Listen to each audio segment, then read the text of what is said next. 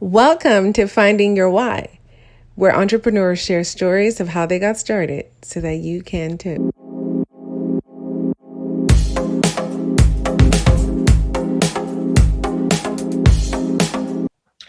Hi, everyone. This is Jen J with the Africa Expo, and welcome to another episode of Finding Your Why. So I have a special guest here with me, Jameela from the brand Jkizondo Swahili Bites. She is a caterer who is based in Atlanta. So welcome, Jameela. Thank you for being in dialogue with us. And so let's dive into it. Could you tell us a little bit more about yourself? Anything that I may have left out? Hi, everyone. My name is Jameela Jkizondo.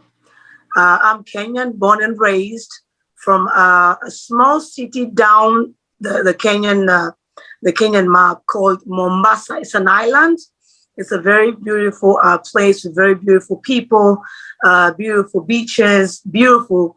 Everything in there is just too good. Let me say that. So in 2005, I graduated with a first-class degree honors in mass communication and journalism. That's my profession. I worked at a local media TV station. It was a radio station and also a newspaper, local station. At the same time, I used to be a freelance for Voice of America, but Swahili department. Yeah. So it was quite a very good experience for me, touching base, on my field and my career and all that. And at the same time, and then I branched, I had a chance to work with an NGO, more of philanthropic and how should I put it, philanthropic and religious sort of, NGO. I had an experience there too. I also worked as a human activist with a local NGO who are there to fight for the rights for the majority was women and children. It was quite really an experience until later when I had to leave Kenya and go to Qatar. Yeah. And why did I do that is because I just felt that I wasn't really getting enough exposure when it comes to the medias back home, because they look into people who have been there longer, people who have been there with broad experiences, but with the media fields. And I was just new from college. So the media houses that was trying to contact, so for me to explore my experience and everything, didn't really want us then. Okay. So I just was like, you know what, let me just get out of here. So I moved. I went to Qatar and I worked there in a coffee shop called Costa Coffee. So I was a barista there. I don't mind branching careers because that's how you step into more beautiful things in your life. And I did not regret the fact that I was leaving behind my career. No, I knew that one time in life, I'm going to find my way back to it. Yeah. So when I went to Qatar, I worked there. And then after a year or so, Dad passed away. And after Dad passed away, I thought I needed to go back home and be with Mom. So I went back home. Going home, I couldn't really take it. I left again. I went to Dubai. So when I went to Dubai, I worked with a Swedish home furnishing business. It's called IKEA. We also have it here in Atlanta. I worked there as a salesperson. And then from a salesperson, I was promoted to a senior salesperson. I was a manager in retail. Just along that lane, I met my husband. We got married. Boom. We had our first daughter. The moment our first daughter came in, he got a transfer to Japan. So we left. We went to Japan. So when we went to Japan, Japan being a very cultural oriented country, very rich when it comes to culture and human well-being. I learned a lot from that country, the beauty of how they really preserve their culture, their language, and the love they had, regardless of where you come from or which part of Japan you're in, but it was just pure love all over.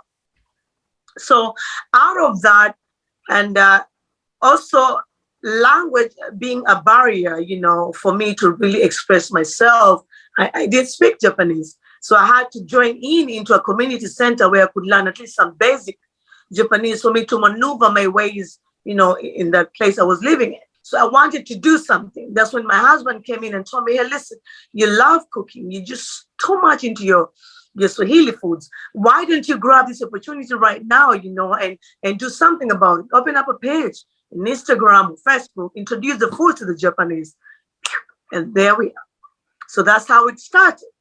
Jkizondo Swahili Bites, which is currently my business in Atlanta. That's where it was born. It was born in Japan. So what I used to do is the community center where I used to go and learn the Japanese is where I used to take the food with me. So after class, I will tell my tutor that, you know what, I have some Swahili foods here and I want the whole class to try. And guess what? They loved it. They just went crazy with it. So after that, then I used to get some orders. They used to give me orders. Some used to, call me, can you come to my house and teach us? So, we'd go there, teach them. And as we speak until today, I still kept communication. So people would call me, via Zoom. Hey, I forgot how to make this bread. Can we, schedule a class so we can see it and things like that. So, that was good. And then after some time, my husband lost his job after 3 years when I gave birth to our second daughter. He lost his job. He's a professional basketball coach. So his team was not really performing well. So we had to leave Japan. And then we came to Atlanta. So we were in Atlanta in 2019, October. 2020, January, I just said, you know what? I need to keep my wheels rolling on the road with Jkizondo Swahili Bites. So I started again being active on my Instagram. I opened up my TikTok page. I didn't have one, so I opened that and I kept the ball rolling. So 2020 now, again, I had started, to spread the Swahili foods in Atlanta. But I felt America was the best place for my Swahili cuisine to really spread. Why? Because, the diversity here is just too good. We have a lot of Africans here, and they're just not only in DC, but they are all over. That is what I love about US. And then us being from Africa, we do share we have some similarities here and there in some foods, in some spices. And forget about the language, Swahili, not everybody speaks it, but, we connect somehow. Yeah. And I'm so thankful as we speak. I'm so thankful that I now ship all over the States. Yeah, I do shipping even to Canada because we have some East Africans there who really miss home, and I'm there to start, home away from home. Yeah, and soon I'm gonna start now also shipping to Germany. I got some calls, people like, oh no, we saw this, in TikTok, we saw this in your social media handles, and we're just interested and we miss home. So can you please, serve us? Yeah, so I'm so thankful that this is really taking a very good walk. And funny enough, not funny enough, but it's not only the Africans, but even the locals who are here, the African Americans are just too interested. They're so daring, into try Swahili, which is something different to them, And I also get orders from Asians. I also get orders from Americans who are not really Black, which is good. I'm so thankful. Yeah. So far, if we look at the journey of Jkizondo Swahili Bites, we are 4 years now in business, 2 years in Japan, and then now 2 years in America, which is something so good because my clientele is really broadening with high demands. So, I'm thankful. Something, the Africa Expo really is part of the motivations for starting is to sort of have to create a platform that shares African culture and the beauty of it, with the world, really. And so here from one step, you've made it to the other. It almost seems, listening to it, it sounds like a smooth story. So far in this short time that you've had the opportunity to start this business, can you share about some of the challenges that you have experienced and maybe how you have pushed beyond those challenges? Okay. All right. So when I go to challenges is, I think in every business, challenges are there. And we as the entrepreneurs or business people, we need to be prepared, on how we can shield ourselves from those challenges. So the first challenges I would say, is wearing a different hat. Different hat is not easy. Yeah. Me being the chef, me being the person who, is behind the media platforms, I have to do my own marketing. I have to do my own pricing. I have to do my own video, whatever. Even my husband helps me, but no, I won't really be, no, it's not done that way. It needs to be done this way. So at the end, I go on doing it myself. Yeah. Me maybe tackling customer issues, me being the one doing the shipping, me being the one taking in the orders and checking what goes in fast, what goes, so it's not easy. That's a very big challenge. But at the end of it, if you know how to do, to work on self-management, how do you manage yourself? How do you plan yourself? Then I don't think it's going to be tough. With time, once really stabilize with my business, I need to get people who I can delegate some of the tasks. So it's going to be more easier, for me. All right. Another challenge is most of my foods are Swahili cooked food. So before a customer gets convinced into confirming his or her order, I have to go through a whole process of explaining what the potatoes, the spicy potato is. Yeah, it's made of this, it has this. Are you allergic to this? Are you allergic to that? So, in Swahili, this means this means that. That's how we fry it, we boil it. So I really have to do a lot of explanation. And some even tell me, why do you call it this? That's how it's called. I have to use the Swahili name on it because that's how it makes it unique. Yeah. I cannot say a wing, yet Americans call it a wing already. I have to say something else, So it's not easy. It's really tough, especially for somebody who has never even tried an African food, who has never even tried an African spice, who maybe has never even crossed out of the US border to go to another country. Another one is, like I told you, shipping. Now I get a lot of demands from different states, not only Atlanta, but different states. And many, who do shipping, they ask you for perishable foods. Perishable foods can be shipped, but it has a lot of process and a lot of requirements, considering that I'm still alone. I'm not really a broadened company and all that. So it's not easy. And then going back to USPS, I also have to inquire from them, how am I supposed to do with it? So they gave me the feedback. When I come to the client and I explain, oh, that's expensive. So it's not easy also there. But at the same time, I really want to do my best to satisfy them. But still, there is some obstacles in between there. So that's tough. That's not easy. Yeah. Another challenge is registering with the governmental offices with my business.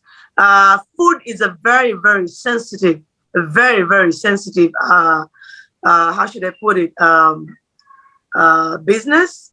And it needs a lot of care and demands a lot, So when it comes to me registering, I've already done my registration with the state of Georgia, but there's a lot that has to be done, filling in the forms, doing all that, showing the proofs.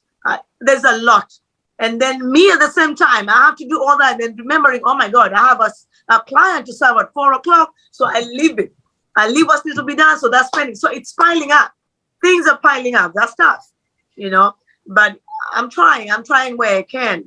Inshallah, God is going to help me. That's what I would say. A lot of times when people see, like, on the social media platforms, things look cool, you're gaining following.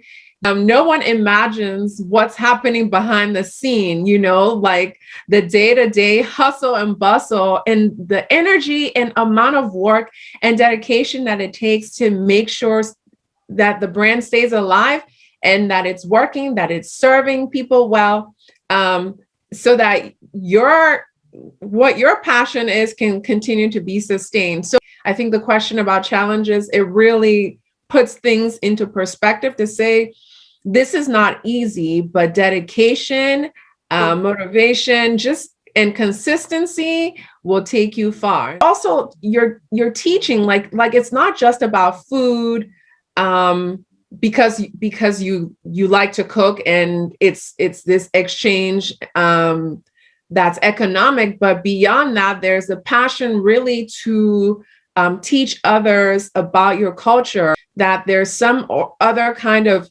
social motivation that pushes them. And what have you found that people have appreciated about Swahili culture because of what you're doing? Okay, it's not only Swahili culture, but it's also the Swahili language. Yes. Let me put that together. Okay, I do have gotten a very positive response from my clients who, you know, I even don't even take them as clients, I take them as family, right? Because these are people, you know, when I teach them or when I explain about foods, they just tell you, even before we've tested it, I just feel satisfied from how you tell us. All right. And a good example is, I'll tell you, is just a few days back, I got a local TV station that came to my house and did an interview with me. You know, so when they did an interview with me, they did an interview because it's a Black History Month, and they wanted to get a few thoughts of how Afro-Arabs, because, you know, I'm mixed. My mom is Yemeni Indian, and my dad is pure Kenyan, African Kenyan.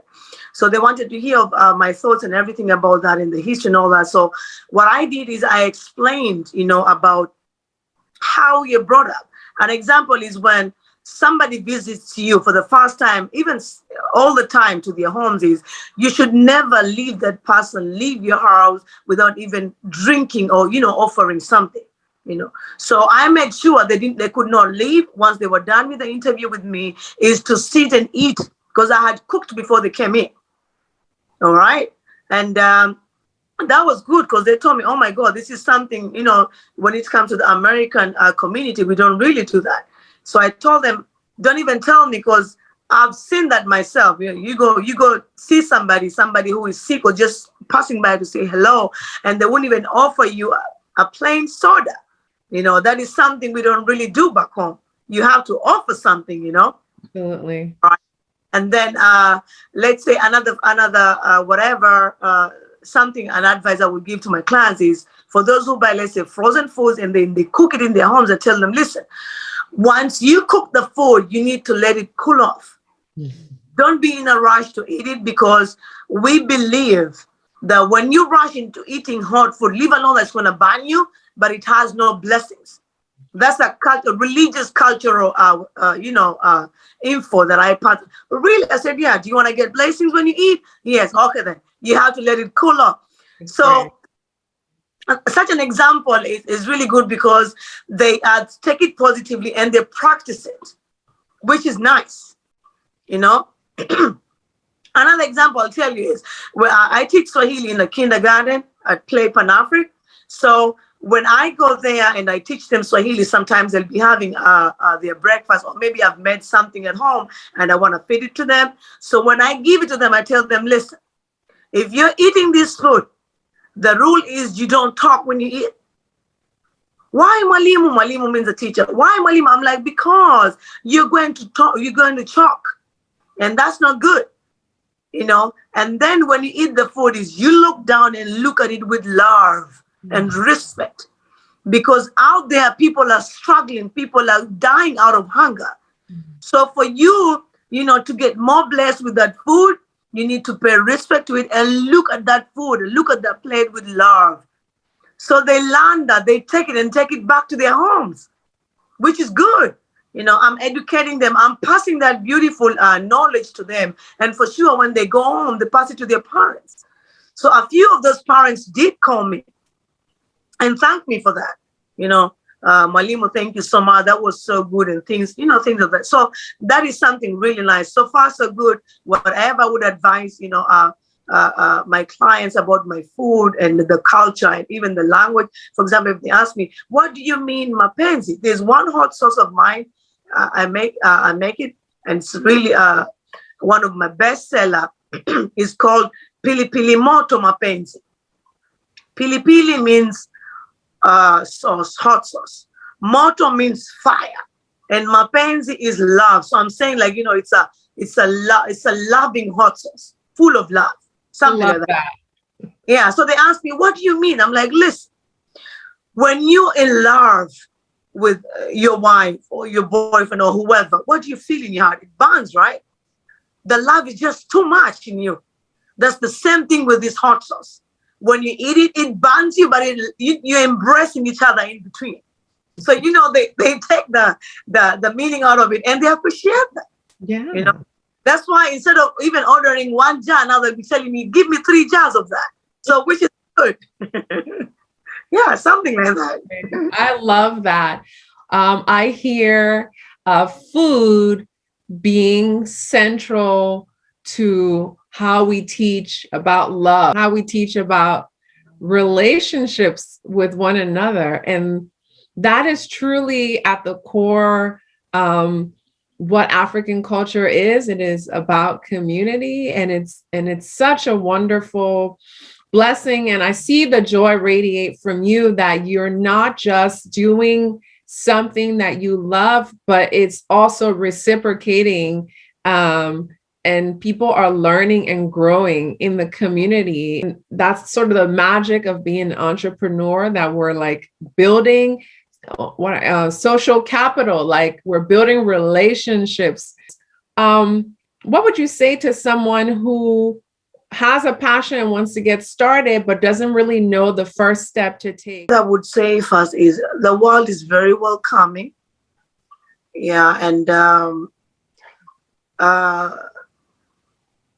people nowadays, or the current people we have now, is very open-minded. Yeah. And I think when you already know your goal, or you already know your focus, as in what you're trying to look into, and you get stuck somewhere, don't be scared to ask. Don't. Success in everything first starts with you. We are living in a world of technology right now. Search for anything, you'll find it. There is a way out to any obstacle. And another thing is criticism or negativity is always there. That is something also you should be ready with it. Yeah. So you wouldn't know the beauty of a journey or the beauty of something until you dare. It will never wait for you. Time will never wait for you. Life is short, and time is really important in anybody's life. It's interesting because this is a very individualistic society, the Western world. But I also believe that when you form relationships and you put yourself out there, you will be able, people are ready and willing to help. I want to talk about like social media. That also can be a very overwhelming. It's both a beautiful space and an overwhelming space. I think more to the question of the person that feels like a great following equals success. To add to that is, when I started what I'm doing, I had only my family as followers to this. And then when I came to Alana from Japan, I had 300 followers. By then I didn't even have TikTok. I was mainly on 2 medias, which is Facebook and then Instagram. But you know what? You need to be creative in this world, and you really need to keep doing your research, keep peeping here, there, check around, look around yourself. Yeah. Not only did I use to broaden up my network in social media, but also in my, where I would live in my community, I would cook and take something to my neighbor. Yeah. So that neighbor would tell another neighbor. That's how you grow. That's how they pass your name along. So what I used to do on Instagram, because that was the quickest, people, Instagram was just hitting then, unlike Facebook, they say Facebook is for all these, it's not for all this, it's for everybody. But TikTok is where it's more active, it's more, interactive, So what I did is I made sure at least each day I had a post. Each day. Because people are actively watching. If you stay 2 days without posting, oh, she's given up. She's not there. She doesn't know what she's doing. But try your best. And especially when you engage with them, you go live with them. You talk to them. They want you to hear them. They want you to hear their thoughts, and maybe from their thoughts, you can, grow some. And that's what I used to do. Don't block any other person's idea. You won't grow. Even if it's your business, but be ready to accept other people's thoughts. That's right. That's what I do with me. Even tomorrow, until tomorrow, my people will call Jameela. What? Okay, fine. Let me see how I can fix that. I do it. Like recently, I thought, you know what? I used to do a lot of acting when I was in primary school, elementary. Oh, you know what? 2022, I'm going to change my page. Instead of just me putting pictures of food. Who doesn't know food? For 2 years I've been serving. They know, it's the same food, whatever. But let me putting let me be more hilarious. Let me maybe I'm gonna I'll be more welcoming. And people, there's a lot going on in the world. People are going through a lot of depression. People are sad. People have a lot of scenarios, difficulties. So when you come in there and make them smile, trust me, they're gonna hang on to you because you give them a relief in a way. They could be out there tired after work. Let me check on Jameela's page. Oh my God, she has another clip on there. Oh, so try to be a people's person. Fill them, accommodate them in a way. If you cannot give them food, then entertain them. That's what I love that. If you cannot give them food, entertain them. What are some things that you're up to? Because if we want to follow you, can you share more about that? Something that we can look forward to? We're waiting for the weather to be a bit friendly. We're looking into April. That's going to be our fast vending in April coming up. I've already paid the organizers coming up in April. I'm going to let you guys get to know where the location is. Our big holy month is coming up as Muslims, which is going to be in April also, where we fast as Muslims. And normally that time is where I do a lot of free deliveries. That is something most of my clients like, because, everything in the land is just far away. So we are ready for that again, because we did it last year. So we're doing it again this year. That is something nice. And maybe I'm going to do something extra for them.